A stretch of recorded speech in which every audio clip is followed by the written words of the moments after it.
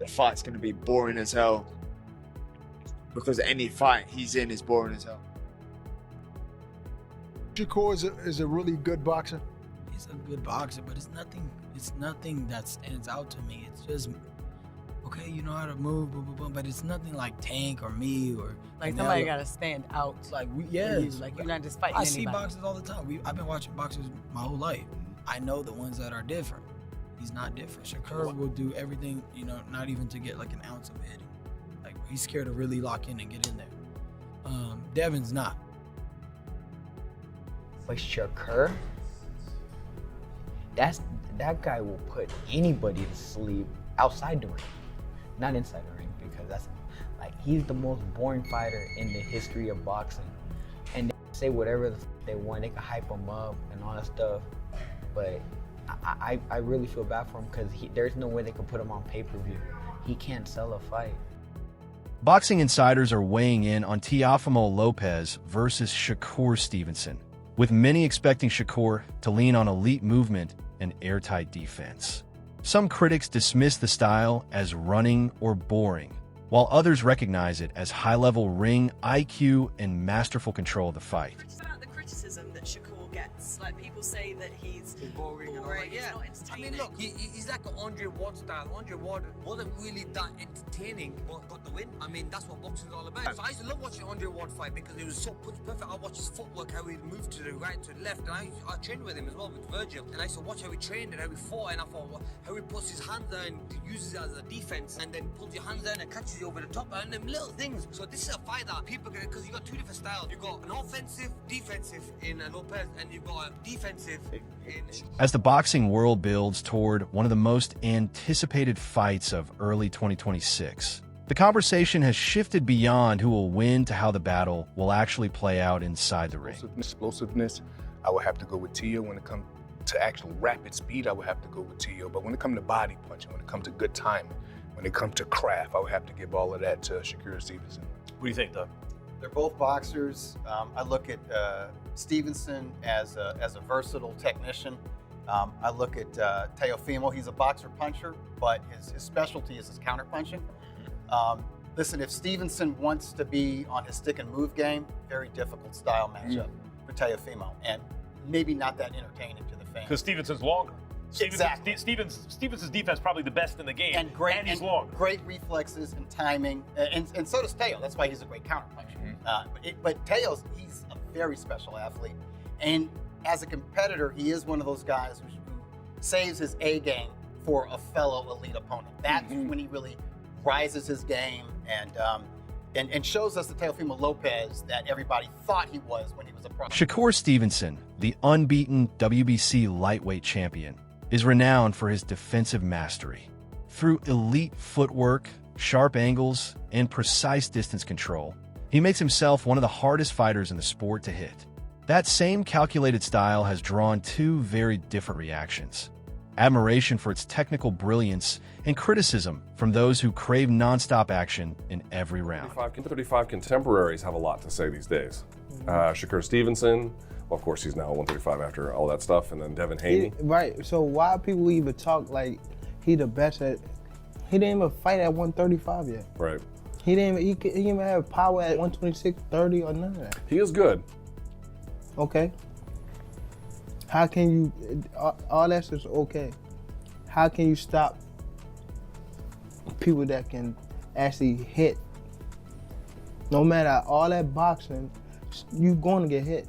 Teofimo Lopez, by contrast, is defined by explosive athleticism, raw power, and controlled aggression. A former unified lightweight champion and the reigning WBO title holder at super lightweight, Lopez thrives on pressing the action, closing distance, and delivering fight-changing shots with authority. We haven't seen him a lot in 140. We have seen Teofimo do good at 140, so it's a tricky one. I think it's a 50-50 chess game inside that ring. If you had to give somebody 51, the other guy 49, like the smallest edge. You're going to put me in the spot. But only because I fought him before. I'll give him that 1% Shakur because I've fought him. I've never stepped in the ring with Teofimo. I've seen him fight, and I've seen him personally spar, and I've seen him. He's an amazing fighter. But I will only give him that 1 Shakur because I've stepped in the ring with him. Against a mover like Stevenson, Lopez believes sustained pressure and sharp combinations are the keys to breaking rhythm. His goal is to cut off the ring, limit escape routes, and force the southpaw into exchanges where movement alone can't dictate the fight's tempo. Number one, in boxing, so to speak, he's coming for my crown at the, super lightweight division. And honestly, nevertheless, it's all about the fans. Who has a better resume between you two guys, do you think? Man, I'll tell you again, honestly, it doesn't matter until we hang up the gloves. I think that we still have such a long, depending how well we do with our health, we got a long career ahead of us, man. So this is just something for everybody for 2026. We started off with a bang, and we go from there. Meanwhile, Tim Bradley stresses that Shakur can remain assertive by pumping the jab and mixing in feints to keep Teofimo off balance, allowing him to control tempo and distance without resorting to excessive movement or retreating. Got to really move. Yeah, it sounds crazy. Shakur can actually walk to Teo. Yeah, he can walk to Teo. Yeah, long as he walk behind with the jab, long as he walk behind with feints, because feints throw off Teo. Jabs throw off Teo as well. He's a counterpuncher. Yeah, he's a counterpuncher. So if you can keep him off balance and keep him guessing, keeping that jab in his face, and you force him back, yeah, he moves his feet, but he makes a lot of mistakes. Gets himself out of position a lot of times. He's out of position a lot of the times, man. Brings those feet together at times. Oh, yeah. When he moves side to side, same thing. He responsibly defensively, nah. When he disengages, defense is whack. Trash. Yeah. When he resets, a lot of time he comes in the range, he's standing straight up. Come on, man. Shakur can take advantage of Teo not being that great on the inside, not being that great at mid-range. Bradley notes that Teofimo frequently loses position and resets awkwardly, giving Shakur the chance to hold his ground, anticipate punches, and leverage his boxing IQ rather than relying solely on constant lateral movement. Run from Teo? Nah, he can stand right in front of Teo. He could, yeah, and see all them shots coming. For sure. You already know the punch selection that he gonna use. Punch selection gonna be he gonna try to use his jab at a rapid pace. Of course. He gonna try to out jab Shakur. Of course. Flicking it out there, flicking his jab out there, man. Trying to get some sort of response. Or flicking it out there, trying to just close the gap on Shakur. And he gonna throw the right hand downstairs. Yeah. That's what he gonna do. He gonna be looking for that right hand, then he gonna try to sneak him up top. Yeah. It's plain and simple. Sneak him up top. That's it. But if Shakur can stand his ground, if Shakur can evade and get right back in his space, right back in his face, man, evade and get right back in his face, right? When he's not set or ready to punch, when them feet are spread apart, Shakur can walk to him. Shakur can walk to him. Lopez insists he's training to knock Shakur Stevenson out, aiming to make a statement and reclaim highlight reel dominance, especially after going some time without a major stoppage. His focus is on landing that decisive punch rather than simply outboxing his opponent. I would consider you, out of you and Shakur, I would consider you the more explosive, possibly the more speed concerning like getting to the target quicker. But I haven't seen you really get the type of knockouts that made the fans appeal to the whole package and the whole system of you. Are you training? You mean at 140 pounds compared to 135? Yeah, yes, in comparison. Yeah. Are you training for a knockout? Are you training to do something to not just beat Shakur, but to beat him in grand fashion? When I say grand fashion, I mean going for the knockout. Well, I think that the whole thing is the Bible of boxing really is that if you look for the knockout, you won't get it. I think really it's just all about setting the good pace early in the beginning rounds and then going from there, setting that tone. I think that I don't see him going those 12 rounds. This is his first time moving up to 140. A lot of these guys can say a lot of things about me not knocking them out or whatnot, but they don't come and try to fight me after they feel this power. So it's for a reason. It carries. It does carry. I mean, I had a good showing with Arnold Barboza. He was number one, my mandatory, and he was too hesitant trying to commit to punches.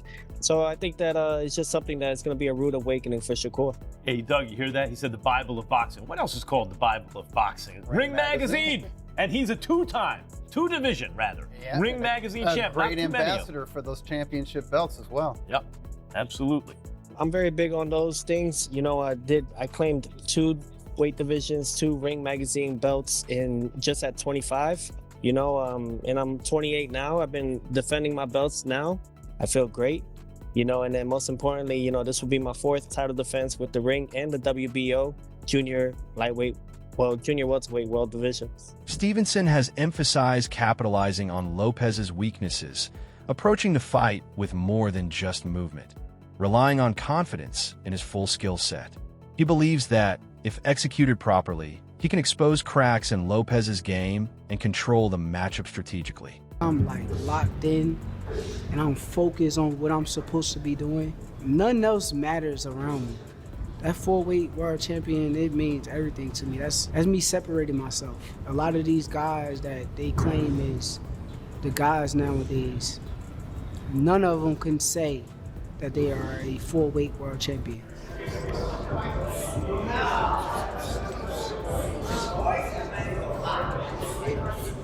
He got a lot of weaknesses, though. He's a very good fighter, but I do see a lot of weaknesses.